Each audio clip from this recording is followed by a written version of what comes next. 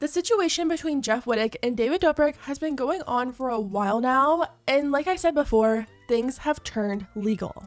Nothing was getting done between David and Jeff when they were going back and forth, and if anything, it was just making Jeff relive that moment over and over again. It became clear to Jeff that David wasn't going to do the right thing, and instead of fighting online with someone who will clearly never change, Jeff decided to let the law handle it. We have a few updates from Jeff about the whole legal process, and David spoke out about his part in the vlog squad once again.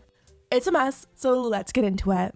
Last month for Jeff was full of David Dobrik drama. After dealing with David behind the scenes for the past 2 years and really going easy on David, Jeff finally had enough. After Jeff's documentary last year, everyone knew what David did to Jeff was horrible, but since Jeff was able to forgive him and still move on with their friendship, a lot of people also forgave David too. Little did we know, Jeff was just trying to be a good friend and save David from public scrutiny. You would think David would be extremely grateful. Hook Jeff up with the best insurance company, cover all of his medical expenses on time, and take full responsibility for what happened.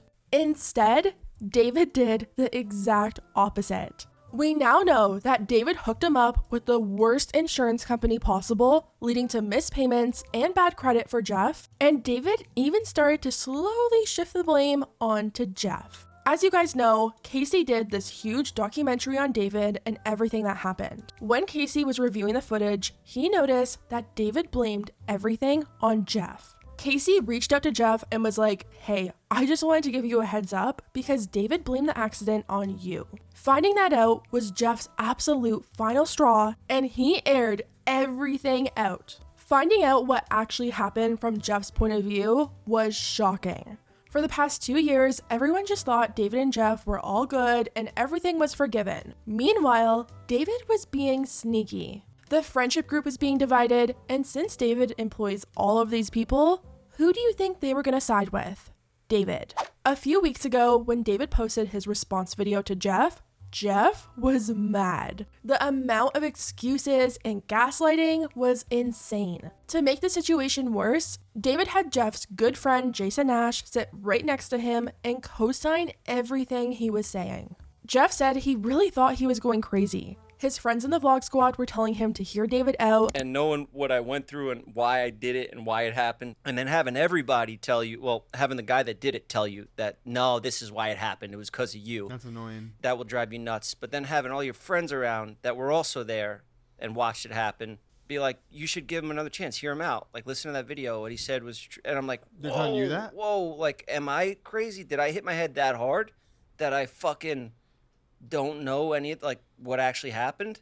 Are they right? When everybody in your life is telling you, yo, like, well, your friends, my friend circle. Yeah. They're telling you, like, you know, yo, this is, like, listen to him. What he's saying is right. Now, can you imagine having a traumatic injury, remembering how it all went down, but having the people closest to you use that injury to ease some responsibility off of the person that did it to you? Jeff said he was really lucky because someone who was there recorded the whole thing and sent him the footage of everything that happened and confirmed to him that he actually wasn't crazy. Wednesday morning, Oscar sent me some stuff that was like exactly how I remembered it. And I was like, okay, I didn't hit my head that hard. Yeah. In the same video, Jeff said he just wants to get back to making goofy, silly videos and put all the drama behind him. He said he sent all the footage and everything he had off to his lawyers, and he's letting them handle it from here on out. Everyone was really happy with Jeff's decision, but also it kind of seemed like the whole lawyer thing was just an idea.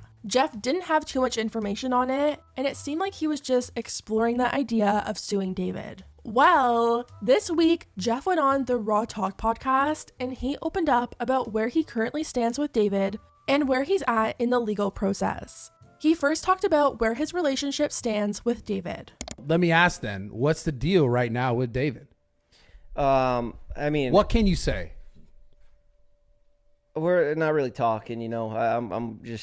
I felt really pissed off just hearing the stuff he said. Imagine somebody does something to you like that and then kind of puts out a video where they blame you the whole time and then throw you a little sorry this happened to you at the end of it. That really set me off. So I was like, all right, This guy's never going to learn. He said he's been taking calls from lawyers and having to relive everything over and over again.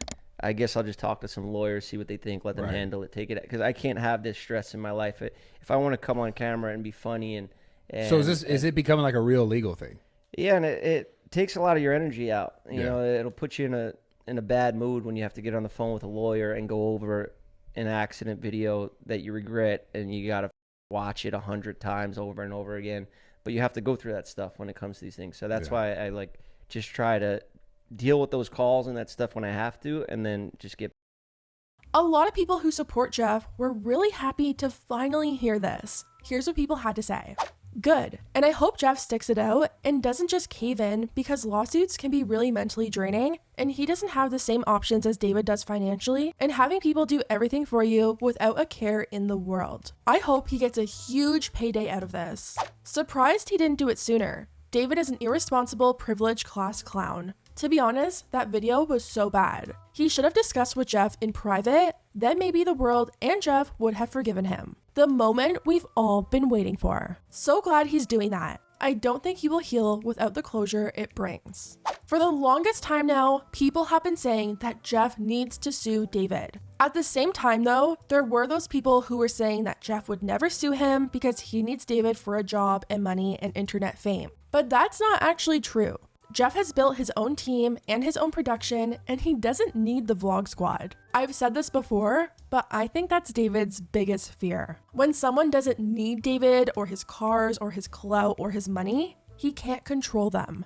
The reason a lot of the vlog squad still stands by and supports David is probably because they don't have their own thing that they can sustain for a long time. Like Jason Nash, for example. He's given up so much of his life for David Dobrik. People watch Jason to see David and see the vlog squad in a different way.